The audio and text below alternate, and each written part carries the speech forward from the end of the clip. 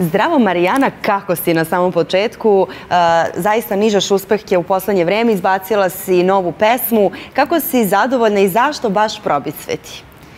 Zdravo Anđela, hvala ti što si me zvala. Ništa. Odlično sam, ali umorno, nekako to ide jedno s drugo, tako da drago mi je sam ovde, po ko zna koji put, nekako kao da sam se odomaćila ovde na hajpu.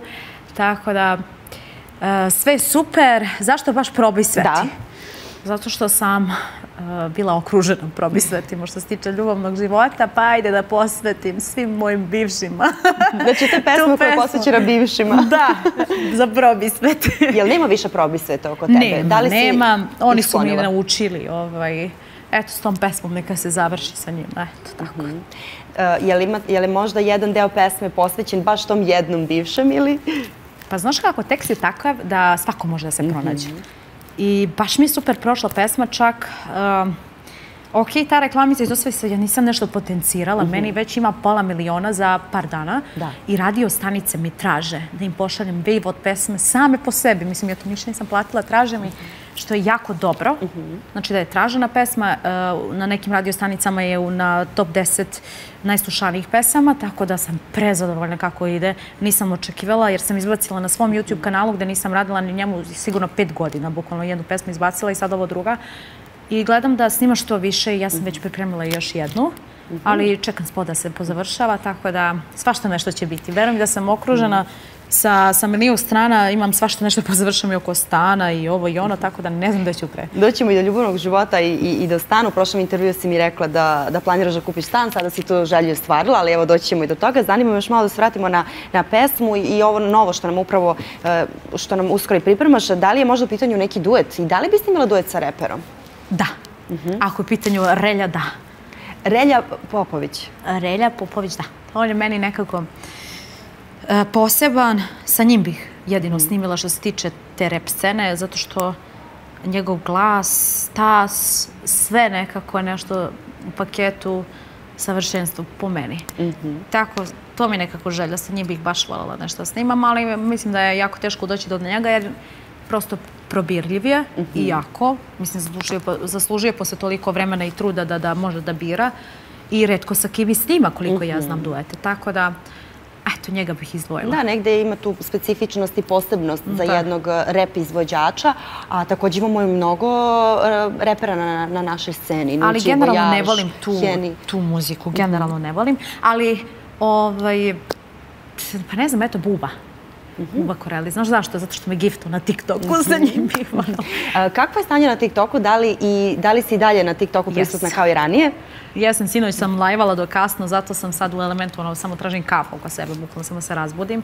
Tako da lajvam i dalje. Svoje slobodno vreme trošim na TikTok. Ne izlazim nigde iz stana. Samo radim.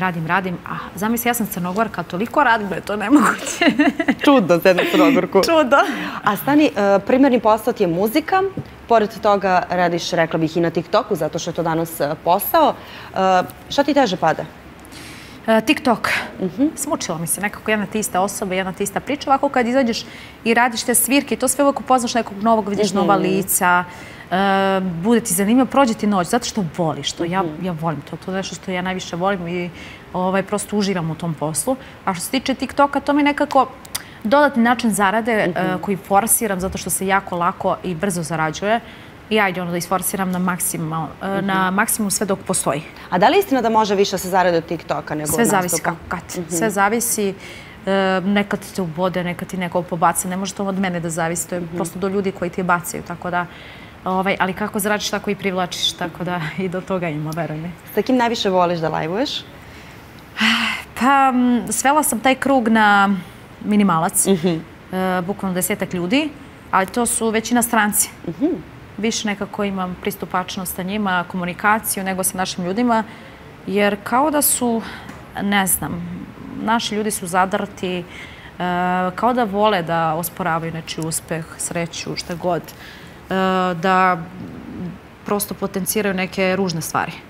Ja ne volim negativ oko sebe i onda gledam što manje sa njima da lajvam bukvalno sa strancima. Oni su nekako prepuni pozitive i samo im je do šale, do smeha, što je meni jako zanimljivo. Poznaš nove ljude i njihovi ljudi pređu kod tebe koji nisu nikad čuli za tebe, pa sad čuju, razumeš? I to je način promocije, tako da, eto, sa stranci. A ko te nervira na TikToku?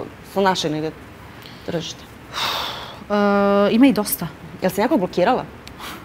Pola liste naše. Pola liste sam blokirala, ali to se generalno zna tamo na TikToku ko sa kim ne priča. Eto, dođem u momentu mi dune kad live-am sa nekim i kažem nešto ružno, ja ga blokiram.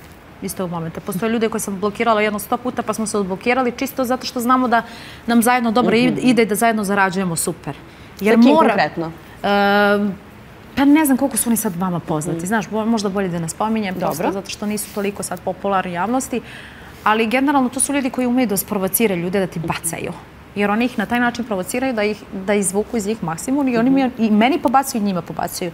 I utiču na moju zaradu, iako me nerviraju do pola, ali ja znam zašto, tako da istrpim to koliko to traje i onda ugasim posla i svako svojoj kući. Ali veraš u prijateljstvo sa TikTok scene? Ne, ne. Nemam kontakta sa ljudima sa TikToka, upoznala sam par ljudi, neki su mi dragi, to sve, ali da ta sujeta ljubomora nekako dominira u svemu tome i prosto im se vidi po facama kad si iznad njih na listi i kad neki njihov gifter pređe kod tebe da njima nije svejedno, da im uopšte nije dobro, razumeš? Tako da ne verujem više ni u TikTok prijateljstvo, ni u... A sa estrane scene, reality-a također, da li veruješ u reality prijateljstva? Pa verovala sam. Postoje izuzeci, ali teško. Teško, jako teško. Ipak je nekako realan život. Te neke stvari trebaju se proći. U realitiju ti ne možeš doživjeti to što možeš napolju. Ne postoje, mislim, nemaš to što imaš napolju, takav prostor, slobodu da možeš da se ponašaš i da budeš ono što jesi. Više foliraža. Tek napolju kad izađeš i ako provedeš neko određeno vreme sa njima, onda ajde okej. Da može da garantuješ, ali ni za što više ne može da garantuješ. Ja sam nekog ko sad gleda isključivo sebe i prosto ne verujem generalno u prijateljstvo više. Razočarala sam se jako, tako da ni u ljubav, ni u prijateljstva. Eto, to ti je to. Pa moram te sad onda upitati kada smo negde i kod prijateljstva, da li si i dalje u kontaktu sa Dalilom ili ste potpuno prekinuli kontakt? Prošli put si mi rekla da tek ponekad se čujete. Poslušajte moju novu pesmu Probi sveti. Eto, to je odgovor na to pitanje, ako može. Ne želiš da pričaš više o njoj? Neću da uopšte potenciram tu temu jer se uvek pogrešno protumači. Jesi razočarala kada je on u pitanju? Možemo li dalje? Dobro, idemo dalje. Ne želiš da pričaš o Dalili? Neću, zato što se sve pogrešno, stvarno se pogrešno protumači i ne želim taj pritisak od tih bakica da one nešto, neku priču forsiraju i prave koje možda i ne postoje. A imala si problem? Pa, to za mene nije problem. To su samo komentari nekih nebitnih osoba u mom životu. Ali neću se ostavljati takav dojam. Jer neke stvari nisu rešene, niti su postojale opcije i mogućnosti se reše. Razumeš da popričaš sa nekim... A bi popričala sa njom i popila kafu kada bi, recimo... Ja bi da pređemo dalje. Dobro, okej. Ajde da pređemo na lepše teme. To je stan. Jel si zadovoljna potpuno novim stanom? Uskoro treba da se preseliš, je li tako? Da, za nekih otprilike. Mislim da je gotova zgrada za nekih 2 meseca. Mene su ljudi često sabotirali zato što ja trenutno stvarno živim u iznajmljenom stanu i kako su dolazili novinari da snimaju. Ja kažem lepo, moj stan je gotov tad i tad. Ja nemam priliku da vi snimite samo moj stan. Možete da snimite ovdje gdje sam trenutno. I onda ljudi napadaju. Odakle njoj toliki stanovi, razumeš, to je sve fake, to je se ona rentira. Normalno ću rentirati da iznajmljujem stan dok se moj stan, mislim, dok se ne završi zgrada, ne razumem. Tako da kad se završi, bit ćete pozvani, sve crno na belo, papiri, ugovori, ključ, sve. Tako da bit će uskoro gotov. Sad mi ide najteži deo, treba odabrati sve to unutra, interijer, srediti po mojoj meri i ukusu, pošto ja sam stvarno, što se toga tiče... Jel će imati pomoć?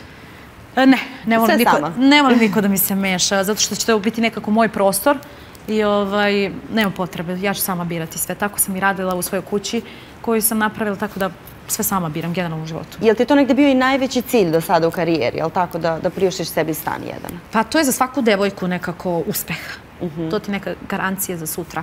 Da bez obzira na sve ti imaš gde. Ne zavisiš ni od koga, tako da mislim da svaka devojka bi trebala se ostvari u tom smislu i da ne očekuje od muškarci da se uda samo zbog tih nekih sigurnosti. Nego, znaš, sigurna si, onda možeš i da biraš koga hoćeš i da radiš šta hoćeš. i prosto imaš svoj prostor, uživaš, znaš gde god da otputuješ, da odeš, ti se uvek vraćaš svoje kuće, ali baš svoje kuće. Da li si sada negde najsrećniji, najzadovoljnija sobom? Nisam. Kako ispunjavaš ciljeve, tebi raste apetit. Šta je sledeće? Raste ti, znaš, i onda si, što više ispunjavaš ciljeve i želje, nekako si sve nesrećniji. Jer onda potenciraš sve više i više stvari i to je jako teško. Tek si ono što si želeo, ti si to napravio, zagrizao si to sve uradio, ali onda sad kreće sledeći korak koji je još teži i baca te prosto u neku depresiju zato što to želiš što pre. Jer ti ovaj donekle bio dostupan cilj, ali ovo sledeće je malo teže. I čim ne bude nekako kako si ti zacrtao i kako si poželeo, odmah sam nesrećna, ne izlazi mi se iz kuće, nisam dobro, ja hoću sve i odmah, mislim, žena sam. Voljela bih da imam ne jedan stan, nego cijelu zgradu. Cijelu zgradu? Što baš cijelu zgradu? Ako može. Zašto ne kuću onda? Voljela bih cijelu zgradu, eto, da imam garanciju za svoju decu sutra. O Bože, koliko ti daleko razmišljaš, je li tako? Negde planiraš budućnost? Da. Da, planiram i radim trenutno dok sam mlada, da bi sutra, kad već budem tetkica, mogla da uživam i da putujem. Jer prosto mislim da je sad moment kad treba da radiš i da daš 100% od sebe da bi sutra uživao. Zašto? Ja sam prošla sam sve i svašta i izlazila i putovala i ludovala s društvom i to sve. Sve do jednog momenta, sećam se baš tog momenta, bila sam sa drugaricom u Egiptu i toliko smo mi trošile te cifre i to bacale na izlaske, na šampanjce, čisto se pokažemo da nama ne treba niko da, znaš, da sam shvatila šta je poenta života zapravo, da to je sve besmisleno. To je gubljenje vremena, živaca, mladosti, novca, svega. Na šta? A se kažeš sada zbog toga? Pa nekako to mora biti sastavni deo svakog čoveka, mislim, tog mladalačkog života. Jer prosto da ne proživiš, to ne bi se nikad ni skrasio, ni smirio. Tako da, bilo mi je potrebno. Hvala Bogu, pa je to sve sad ravna linija. Niti imam volju i zbog svirki svega da izlazim. A da putuješ? Da li planiraš neko putovanje? To... ovo je već drugi pasoš da menjam koliko nemam gde više mesta za pečate, tako da to obožavam. To mi nekako, to mi leči mi živce kad sam nervozna i to sve. Samo bih da otputujem na par dana, da me nema nigde i onda se vratim kao nova.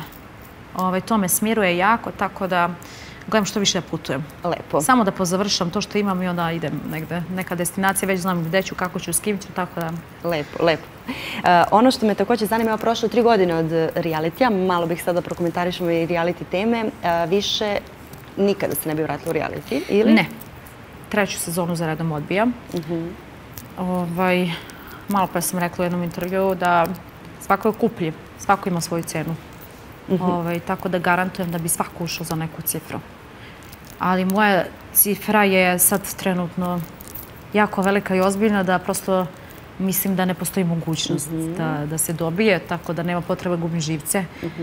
Sloboda je sloboda. Napolju mogu da radim sve što god poželim u svakom momentu, da me niko ne osuđuje zbog toga. Jer napolju se dešavaju mnogo gore stvari nego što su u realitiju, pa reality gledaju kao nešto što je užasno i dno dna, kako bi oni nazvali.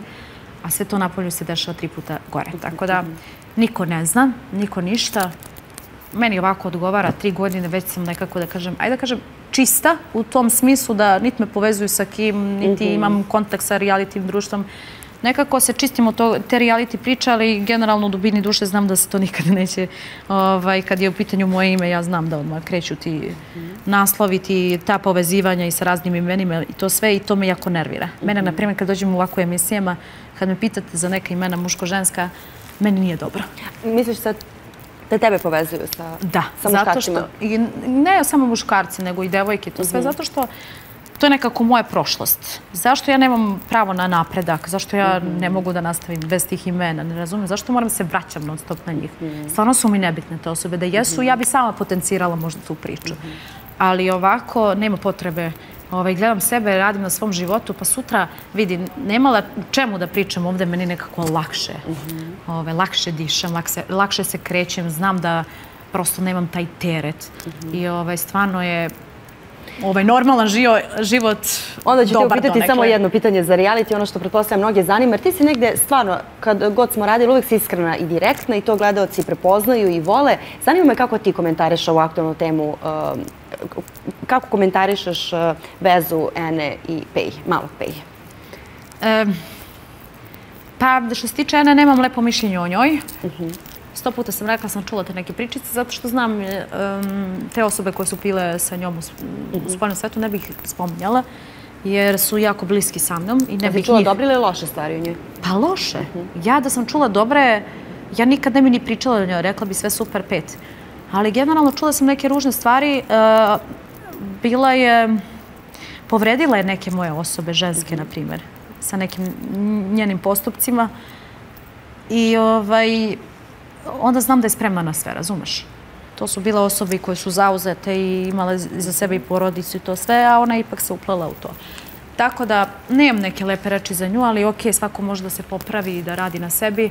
Smatram da je ona u godinama, pritom je i majka, što je dodaje onu težinu, da nakon realitija verovatno će shvatiti. Ona je u spoljnom svetu nije znala koliki je to teret, koliko sve to donosi. Ona tek kad izađe, kad vidi te naslove, šta se sve priča, šta se sve komentariše, onda će shvatiti koliko je to jako teško. Tako da, nadam se da će se izboriti sa tim. Što se tiče Peja, on je mi nekako sladunjav i sve to, ali prosto vidi se da je mamin i tatin sin. Imao je sve u životu obezbeđeno i mislim da onaj reality format nije za njega, da Ena nije devojka za njega i da... Da li će oni opstati nakon reality? Šta misliš? Pa meni je i sad bez veze da posle svega što je ona rekla za njegovu mamu, za osobu koju generalno svi godinama unazad da znamo i kako funkcioniše i njene pesme i kako se ponaša. I svi je hvali, svi je vole, sve strade. Da je gospođetina, da neko kaže tako jako ružne reči i da ti pređeš preko toga i spavaš sa tom osobom. To mi je dno dna, mislim. Ako ti mama nije sveta, šta ti je sveto? Ne mislim da će opstati i više, kažem ti, ne verujem u reality ljubavi i prijateljstva, šta god iz realitija, prosto mi je nekako to forsirano. Možda se napolju nikad ne bi sreli i upoznali da nije bilo tog realitija. Tako da, ne znam, ako opstanu, neka im je sa srećom i tako. Marijana, hvala ti što si uvijek, kao što sam malo pre rekla, iskrena i direktna. Evo, reci nam za kraj, znači rekla si nam zapravo na početku razgovora da pripremaš novu pesmu, da bi nam otkrila još nešto, da li radiš na nekim novim projektima pored muzike? Da. Ja samo potenciram sad muziku. Radim, još jedna pesma je gotova, sad treba spot da se završi, posle toga ide balada, radim na svom YouTube kanalu, radim romske svadbe, radim svirkice po Beogradu, tu u blizini Makedonija, Srbija, Crna Gora, Hrvatska. Gdje je najbolji provod? Pa najbolji provod mi je ovde. Nekako, osjećam se kao kod kuće. Generalno, ja sam Crnogorka i to sve stoji, ali ovde sam već dugi niz godina unazad, tako da osjećam se kao kod kuće i dosta njih i znam, pošto često se vraćamo u jedne te iste lokale i dolaze isti likovi iznova i opuštena sam skroz. Kad idem već preko, kad radim te romske svadbe, tu mi je najveća trema, jer tu dolaze, sa nama rade i ti poznati pevači, tipa sa mnom su radili i Đani, Jana, ne znam ko je bio, Zorana Mićanović. Dosta njih je bilo i nekako ti stvara tu taj stres i nervozu, imaš tenziju, ti stvara kad znaš da trebaš sa takvim imenima da pevaš i da radiš. I pritom koliko god se super zarađuje, oni su stvarno super i pozitivni ljudi, Romi, svaka čast za njih, ali jeste naporno. Nekad znamo i po 12 sati da budemo na tim svadbama, ali znamo i zašto. Tako da, to je to. Generalno, sve mi se vrti oko muzike, TikToka. Ja ne izlazim iz kuće, ljudi moji, nigde me ne možete ni vidjeti. Emotivno nisi ispunjena? Možeš pa si mi rekla da jesi, to se sećam? Ne, rekla sam ti da postoji neko i dalje postoji ta osoba. Da li je neko tvoje srce sada? I dalje postoji ta osoba, ali sve dok to ne bude ozvaničeno kako treba, nema potrebe. Dosta sam ja pričala o nekim muškarcima. Da li za svoj ljubavni život sakreš od oči javnosti? Da, dosta sam davala na značaju i ne želim više se povezuju ta imena sa mnom. Jer drugo je muško, drugo je žensko ipak. Drugačije je da kad je muškarac promenio toliko žena, znaš, on je super. Ali kad se nakači na moje ime, ne znam, 2-3 imena, to bude katastrofa. Tako da nema potrebe. Naučila sam, gledala sam, pratila sam i korake tih starijih kolega. Ipak treba čuvati svoj život kao zmije noge. Tako da, to je to. Hvala ti mnogo i uživaj.